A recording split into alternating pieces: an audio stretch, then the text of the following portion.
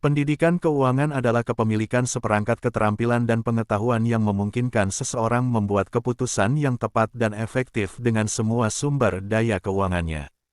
Hal ini juga disebut literasi keuangan dan ini sangat penting agar Anda dapat membuat kemajuan dan maju dalam hidup. Jika Anda mencari peningkatan dalam kehidupan pribadi dan finansial Anda mungkin mencari kebebasan finansial dan kemandirian finansial. Itu berarti Anda ingin mencapai titik dalam hidup Anda di mana Anda tidak lagi harus bergantung pada keluarga, pekerjaan atau perusahaan yang Anda tidak menyukai uang, tetapi ada konsep lain yang saya ingin Anda pahami, yaitu kepercayaan finansial. Berbeda dengan kebebasan finansial, karena kebebasan didasarkan pada jumlah uang yang Anda miliki, sedangkan kepercayaan finansial didasarkan pada atas kepercayaan diri dan kecerdasan Anda untuk menghasilkan uang.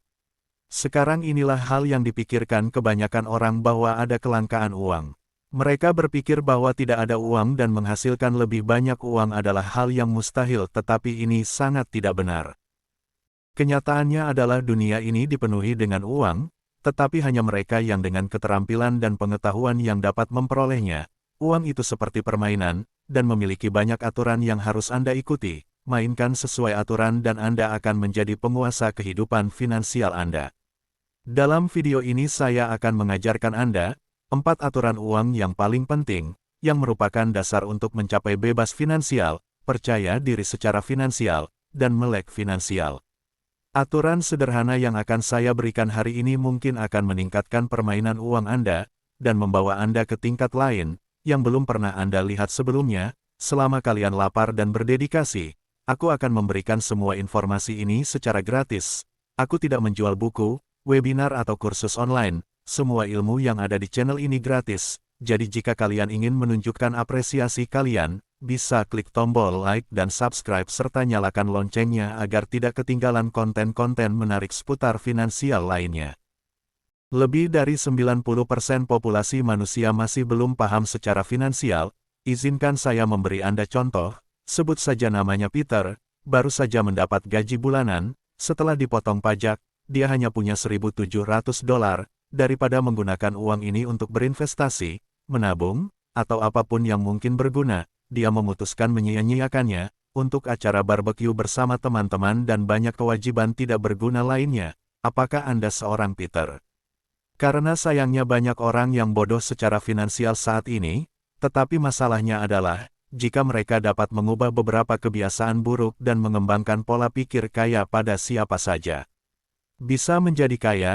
Tidak ada orang kaya yang bodoh secara finansial, kecuali tentu saja bagi mereka yang beruntung, misalnya mendapatkan warisan yang besar atau memenangkan lotre.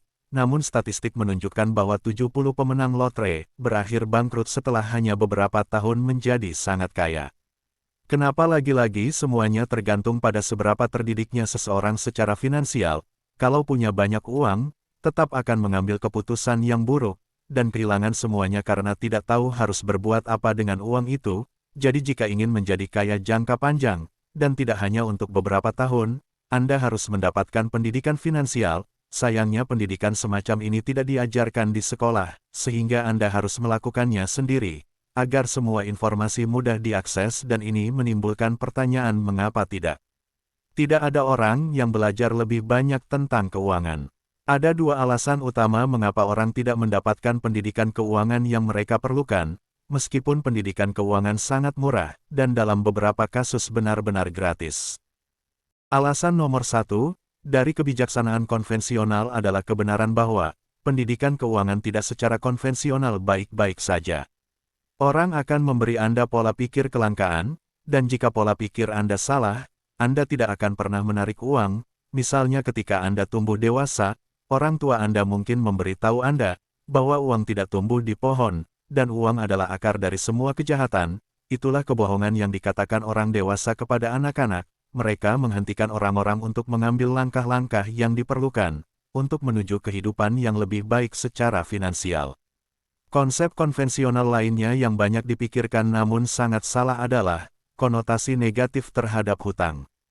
Hutang tidak terlalu buruk jika Anda tahu cara menggunakannya, tetapi masih banyak orang yang menjelek-jelekkannya, karena mereka tidak memiliki pendidikan yang sesuai, sehingga Anda harus berhenti mendengarkan mereka yang tidak melek finansial, dan tidak percaya diri secara finansial.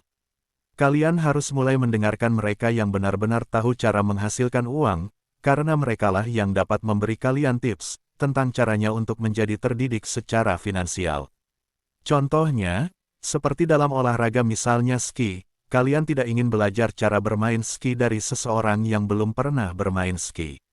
Sebelum kalian ingin belajar dari seseorang yang sudah tahu cara melakukannya, terapkan juga hal ini pada pendidikan finansial kalian, dan kalian akan belajar dengan sangat cepat.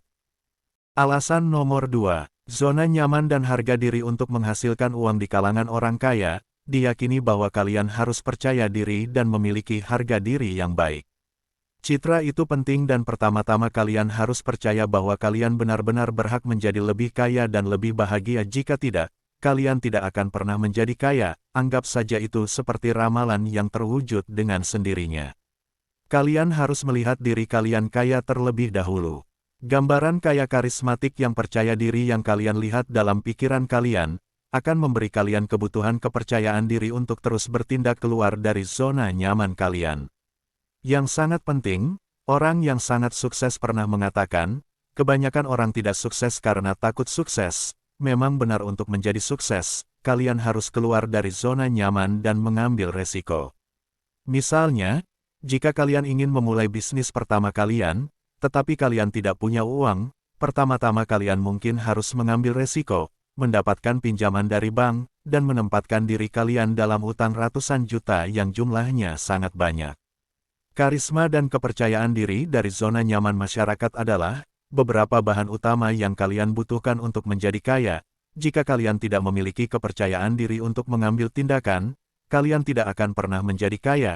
Jadi sebelum benar-benar masuk ke pendidikan keuangan, kalian harus terlebih dahulu bekerja pada diri sendiri, dan pikiran kalian dalam mengambil resikonya. Kepercayaan diri terhadap kegagalan akan memberi kalian kekuatan dan keberanian untuk mengambil resiko dan bekerja di bawah tekanan. Jadi sekarang setelah kalian mengetahui alasan orang tidak mendapatkan pendidikan finansial dan pentingnya hal tersebut, mari kita mulai dengan 4 aturan terpenting untuk menjadi terdidik secara finansial. Nomor 1. Jangan berinvestasi pada apa yang tidak kalian pahami. Berinvestasi itu sangat penting, terutama ketika kalian ingin melipat gandakan uang kalian. Inilah hal yang kalian tidak akan pernah kaya dalam jangka panjang. Dengan bekerja untuk orang lain kalian harus mulai berinvestasi. Ada banyak jenis investasi seperti saham, obligasi, real estate, dan falas. Hanya beberapa di antaranya, tetapi aku ingin kalian mengetahui satu-satunya investasi yang paling penting, yaitu investasi pada diri kalian sendiri, sebelum berinvestasi pada hal lain. Kalian harus berinvestasi dalam pengembangan mesin penghasil uang, yaitu otak kalian, mendapatkan pengetahuan yang diperlukan untuk menjalankan bisnis, termasuk pendidikan keuangan bukanlah pilihan. Industri kalian dan ceruk pasar kalian akan memakan kalian hidup-hidup kecuali kalian selalu mengetahui apa yang sedang terjadi. Terkini tentang semua informasi yang penting bagi kalian dan untuk kesuksesan kalian, berinvestasilah dalam bisnis kalian. Jika kalian membeli atau membuat bisnis, kalian mungkin suatu saat ingin mengembangkannya. Jika kalian ingin melakukannya, kalian perlu memasukkan sejumlah uang ke dalam bisnis kalian agar dapat berkembang. Contohnya itu seperti sebuah mobil, agar dapat berjalan, kalian harus mengisi bahan bakarnya dan sebuah bisnis pun demikian, ia perlu diberi makan uang. Investasi dalam bisnis kalian dapat berupa apa saja, mulai dari pemasaran, hingga meneliti atau mengembangkan produk baru. Berinvestasi di real estate seperti investasi lainnya, pada dasarnya membeli dengan harga rendah, dan menjual dengan harga tinggi. Konsep sederhana dengan langkah-langkah yang sangat rumit. Sebagian investor real estate memulai dengan rumah biasa, kemudian mereka pindah ke hotel real estate komersial, kantor pusat komersial besar, dan yang lebih mendasar lagi kalian menemukan struktur unit dengan potensi yang telah disalahgunakan, kalian memperbaikinya, kalian menunggu harga naik dan kemudian kalian menjual unit itu untuk mendapatkan keuntungan. Berinvestasi dalam saham. Saham secara harfiah adalah bagian dari perusahaan yang untuk dijual ke publik. Saat membeli saham, kalian berhak atas sebagian keuntungan bisnis tersebut yang setara dengan investasi awal kalian.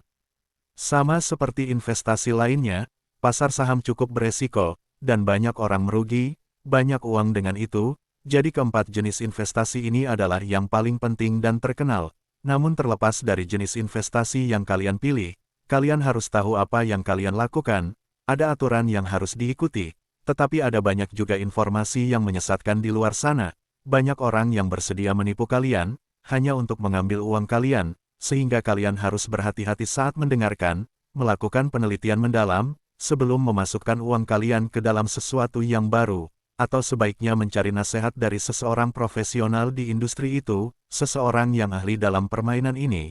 Ingatlah aturan ini, jangan pernah berinvestasi pada sesuatu yang tidak kalian pahami.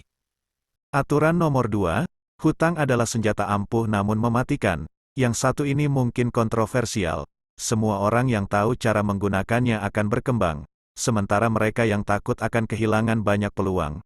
Ada dua macam hutang, ada hutang baik dan buruk. Hutang buruk adalah segala sesuatu yang kalian tahu tidak akan mampu membayar, misalnya pinjaman mahasiswa.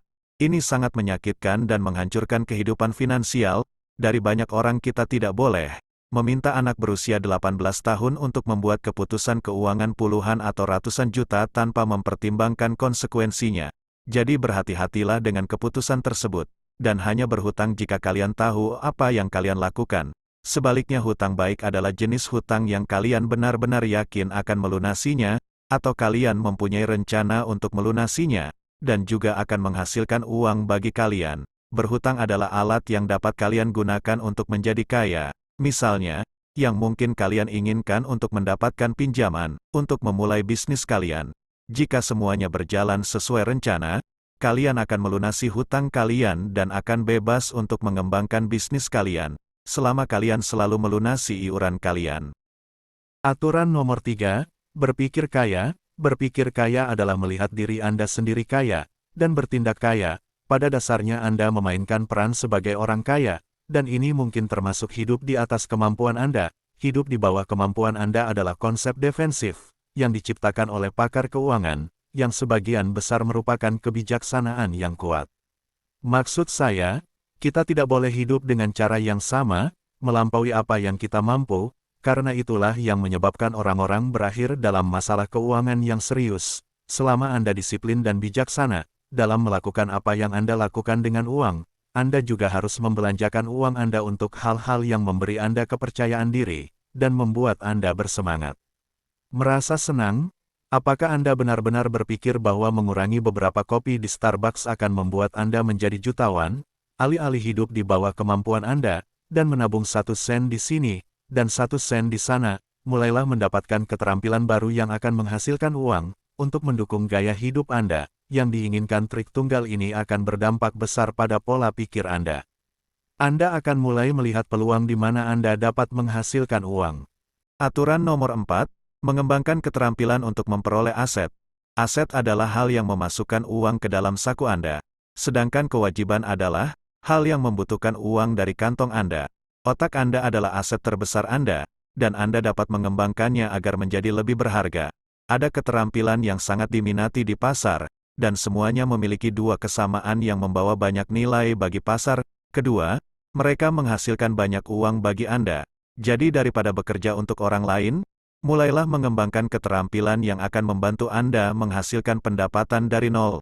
Hanya dengan memberikan hasil ke pasar, cari tahu apa yang paling sesuai dengan kemampuan Anda, dan kembangkan keterampilan berpenghasilan tinggi pertama Anda, untuk dapatkan sumber daya yang diperlukan, untuk memperoleh lebih banyak aset dengan baik.